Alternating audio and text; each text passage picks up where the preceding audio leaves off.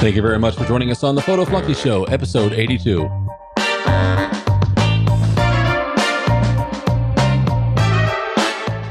right, in today's show, we're going to explore the question, why are some genres of photography more enjoyable than others?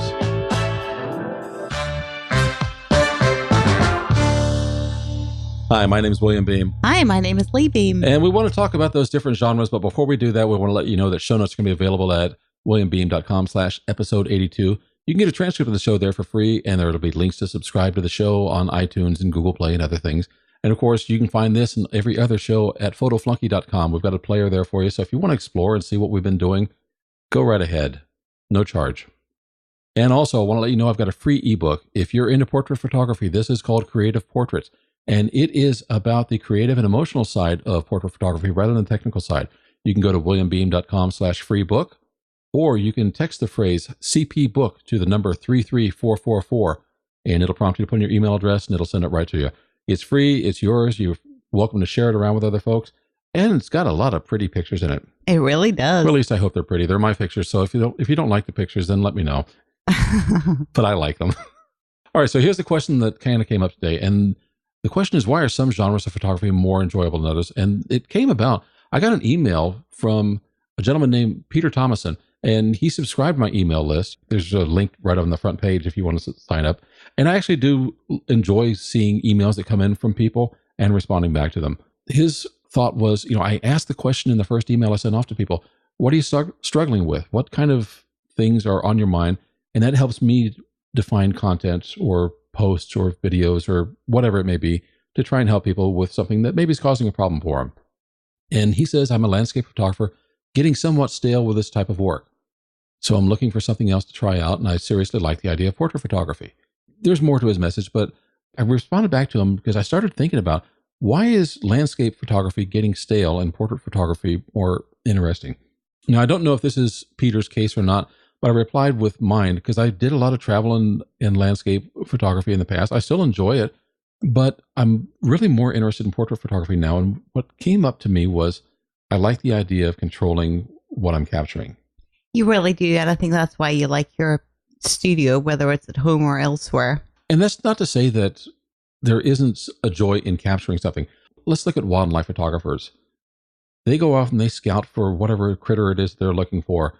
And if they get a beautiful photo of that, they really feel a sense of accomplishment. Well, you do, because it's a test of patience. It's a test of patience and perseverance. So it actually shows something about your commitment to capturing that shot, and also your ability to handle disappointment without letting it derail your incentive to go out and keep trying again. So we are not saying, this was an example, it's not to say that landscape photography is boring or unsatisfying. It's just we're kind of highlighting why people might lean towards one genre more than another. Well, and that's really what came out. I thought of the different genres of photography, and I broke them down into two things. There are types that you capture something, and there are types where you control what you're presenting. And I think I'm being drawn more to the types that I control. That's not to say that I don't enjoy my travel photography. I still like the idea of going out and taking a photo at just the right time and place and saying, I want to create a photo that makes people say, I want to go there. Yes. I look at that photo and say, I want to be there. It looks beautiful. It's like, and those places do exist in the world.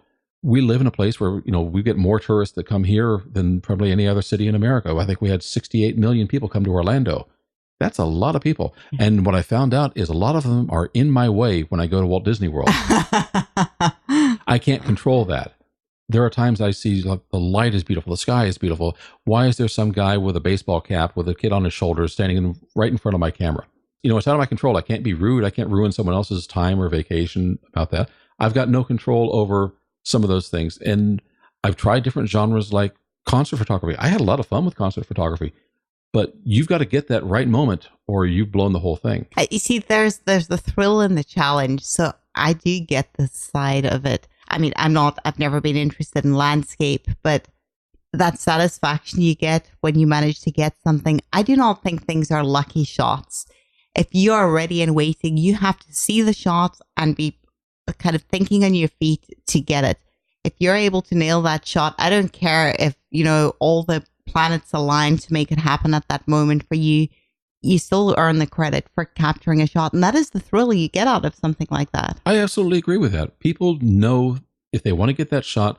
A lot of people are into bird photography, particularly here in Florida. There's Gatorland has a rookery, and there are photographers out there all the time taking photos of birds. I don't know why, because birds are so hard to shoot. They always move where you don't want them to be when you're trying to focus. And they smell bad too. But yeah, that's why telephoto lens is your friend. It is, because you get a bird or whatever animal you're looking for, get this beautiful bokeh behind it. And particularly if you get something kind of interesting action or activity from the bird. I understand, but it's like you said, there's patience. You have to be there at the right time with the right equipment. You know what? You may not get a shot because nature has this way of doing whatever it wants rather than what you want it to do. That is true for nature in general. We have a friend who is just turning out some phenomenal bird photos. You were just mentioning bird photos. Mm-hmm. She was really doing travel photography before that, and she's really good. Lenise Zika. I look at that and I cannot help but be awed because she possesses something special that I do not have to that level with the birds. If you're into photography, you know that with this, you need to exercise an enormous load of patience. But it's not just birds or other animals. Whether you're into street photography, whether you're into sports, there is this critical moment when action happens, and you've got to be ready and prepared to capture it. There are people that love that moment. If they get it, they feel great. If they get a blurry shot, they kick themselves. Yeah. But that is the challenge for them. And there are people that are really drawn to capturing that moment, the peak action that happens. Don't you hate when you get that blurry shot of that perfect moment and you sit there and stare at it like you're expecting it to fix itself? Well, here's my problem. This happened with concert photography. It happened when I tried sports, because I mentioned before that I used to have friends that would do triathlons and I would go out and shoot their sporting events. If I didn't get the shot, or if they went someplace I wasn't anticipating, I can't really ask them to go back and do it again. Well, that's annoying. They're so uncooperative. And that's why I love portrait photography. If I don't get a good shot of a model or whoever my portrait subject is, I can say, let's try this again. And I can redo it. So it comes down to control. It really does come down to control. Now, you don't really like doing portraits, but you do, I think, kind of like having control of your scene. Do you know, I never realized that until you pointed it out to me this morning. I was taking some photos. I never thought about it that way because I am a bit of a winged photographer. I do like to I'll see something and decide I want a photo of that. But lately with what I'm doing, there are some photos where I've had to stage them and I'm loving it. You said to me it's because you're enjoying being able to control your environment. Well, you do. And I've noticed, let's take the example, we go out to Walt Disney World. You like to concentrate on the details. I do. That's because the details aren't moving. No, they're not. And there's no one in your way of those details most of the time. No, that's true. So you really enjoy things where you have the subject to yourself and then you can work around it. Now, what you're doing now is she's creating product photography and you're also doing a lot of nutrition stuff.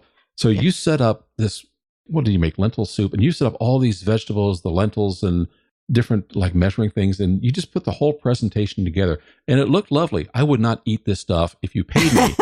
But as for a photograph, the colors were nice. The arrangement was nice. It looked lovely.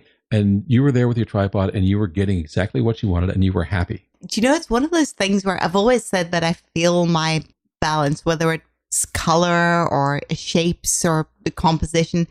I struggle when somebody says to me, okay, you have to think about composition. That's not how my brain works logically, but my creative brain works that way. So I'm not consciously thinking about it. I'm kind of getting a feel for what's right. And I caught myself switching around the hot chili, the hot pepper seeds with something else because I realized the red needs to be there to balance out this. And I had the sizes of the bottles and things and I was arranging things. You're right. I had complete control over my composition. I could actually move things as I needed. If something didn't look right, you took a shot, you can examine it. You can say, that's not quite right. This would look better if I move this or whatever it was. That's right. And then you come up with a result exactly as you wanted to. Yeah. That is a control thing, whereas other people like to capture. So that's why I think that there are some genres of photography that are more enjoyable. And it depends upon who you are and what you like. If you get joy out of capturing things, then you know that. Those are the kind of things that I think you're going to be drawn to. Whereas I like control. Now, mind you, portrait photography is not complete control, like your nutrition shots or things of that nature. You can put them just where you want. Yeah, they don't walk around and blink. Portrait photography is a bit different. You're good to collaborate with a lot of people. And I honestly enjoy that because that means every person you deal with is a little bit different. They bring something different to it, and I don't have to necessarily go stage and pose each one of them, except for you, because when I asked you to do some things, I always had to go over there and kind of put my hand here and say, move this way. Yeah, I'm not a model. You look lovely in your photos. Thank you. Thanks to me. Yes, exactly. I'm not a model.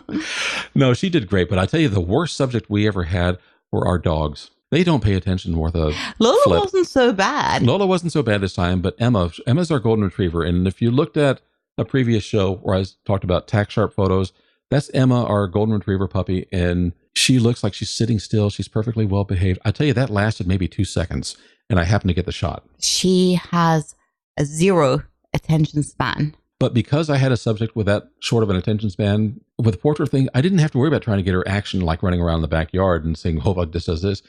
We could actually work through it with her. You were standing beside her. I had the camera up. Tove, our daughter, was right behind us making noises just right over my head because I needed to get her to look at the camera. And we did this a few times over and over again until we got the shot that I needed. Yeah. And we got a few other shots of them. Some of them are hilarious. That's what I really enjoyed about portrait photography. Not so much that I would plan on working with dogs more and more, but when you work with people, you can control what you're doing. You can look at the results, say, okay, you know what? Tilt this way, move this way, change your expression, whatever it may be. And you can work until you get the shot. You don't get to do that with a polar bear. No, you don't. Or a gorilla. Hell no. I've got some great photos of the gorilla out at Animal Kingdom. You talk about expression.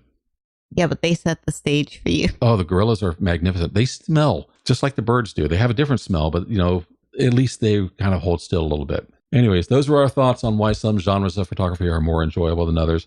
We would love to know your thoughts. You can find the show notes for this at williambeem.com/episode 82, and let us know what you think. Are you someone who enjoys to capture, or are you someone who likes to control?